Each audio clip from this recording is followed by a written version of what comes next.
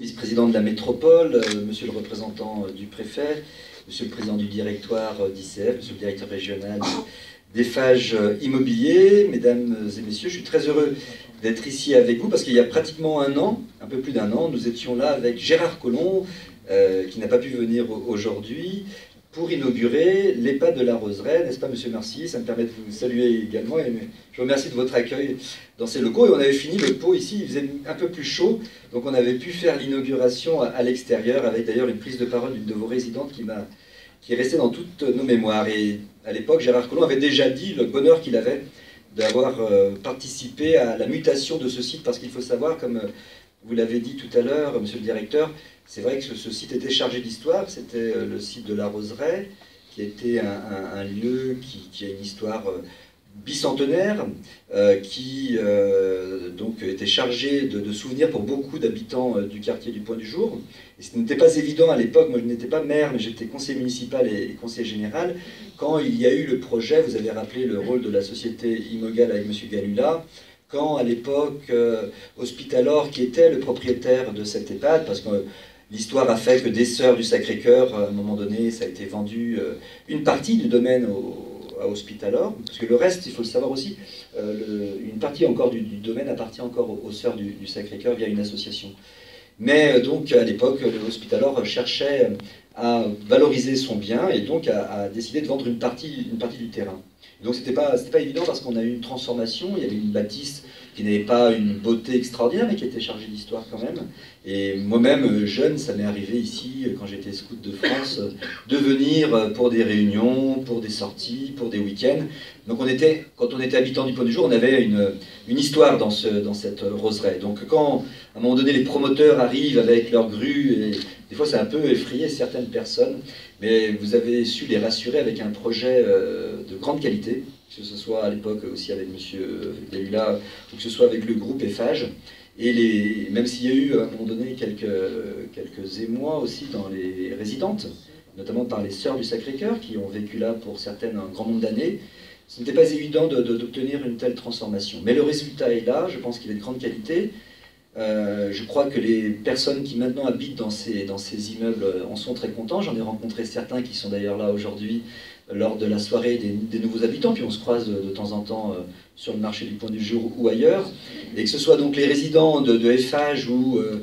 les locataires d'ICF, je crois qu'il y a un vrai bonheur d'être dans ce quartier, dans une réalisation architecturale de grande qualité, et je tiens à saluer le travail du maître d'œuvre, car ça s'insère vraiment très très bien dans l'environnement du 5e arrondissement, qui est un environnement, pour ceux qui le connaissent, qui a une qualité de vie. Nous avons beaucoup d'espaces verts, nous avons des bâtisses relativement petites, beaucoup de pavillonnaires, et avec Gérard Collomb, nous avons d'ailleurs récemment discuté de tout cela, ainsi que Michel Lefaou avec ses fonctions de délégué à l'urbanisme à la ville ou à la métropole, de l'évolution de l'urbanisme du 5e arrondissement et plus particulièrement du Point du Jour, puisque nous sommes dans la phase de révision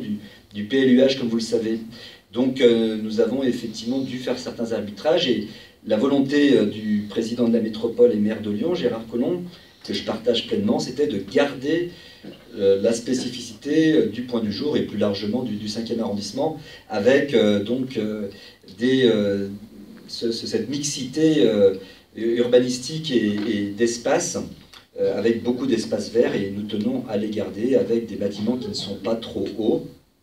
avec justement ce cadre de vie que vous appréciez, je pense, pour ceux qui habitaient. Donc voilà, vous le verrez dans quelques temps, nous ne révolutionnerons pas le Point du Jour dans le cadre de la révision du PLUH, n'est-ce pas, cher Michel, même s'il y aura quelques évolutions, parce qu'il faut bien que la ville évolue. Il faut aussi avoir en tête que le 5e arrondissement est le seul arrondissement de Lyon qui a perdu de la population dans les 10 dernières années, contrairement à d'autres arrondissements qui en ont gagné énormément. Nous, on a perdu un tout petit peu, mais on en a quand même perdu. Donc le but aussi, c'est de faire renouveler les populations, les faire changer, et accueillir de nouvelles personnes, comme aujourd'hui nous en accueillons avec grand plaisir dans cet ensemble immobilier. Et voilà, donc nous cherchons à faire venir de nouveaux habitants, de nouvelles familles, de nouveaux couples, parce que voilà, nous avons aussi besoin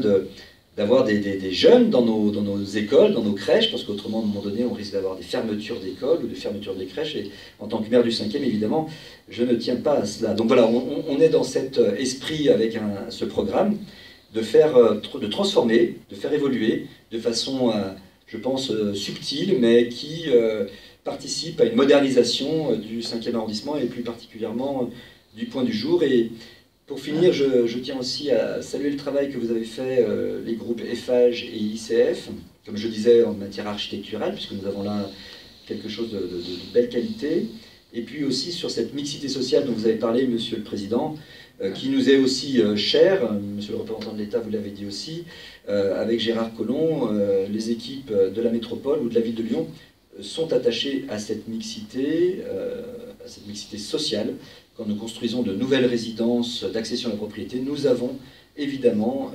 une opération de logement social, et nous souhaitons que cette opération de logement social ne soit pas la 5e roue du carrosse, au contraire, qu'elle soit aussi de belles réalisations. Et vraiment, ICF a réalisé là, avec EFAGE, une très très belle réalisation. Avec mon adjointe au logement, Myriam Bencharak, qui a beaucoup suivi ce projet, qui malheureusement ne peut pas être avec nous aujourd'hui. Nous avions visité lors de la livraison, vraiment juste avant l'arrivée des habitants, des locataires. Et j'avais été, avec Myriam Bencharak, on avait été vraiment très heureusement surpris de la qualité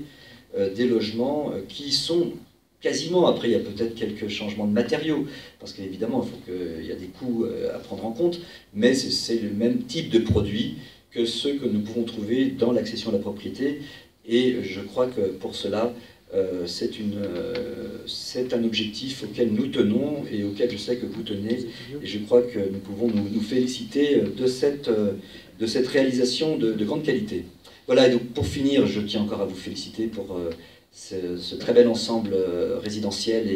et d'habitat. Et puis je tiens encore à dire aux habitants du Clos des Cèdres, bienvenue au Point du Jour et profitez pleinement des espaces verts du parc de la mairie et du parc de la Passerelle qui est à 2 pas de chez vous.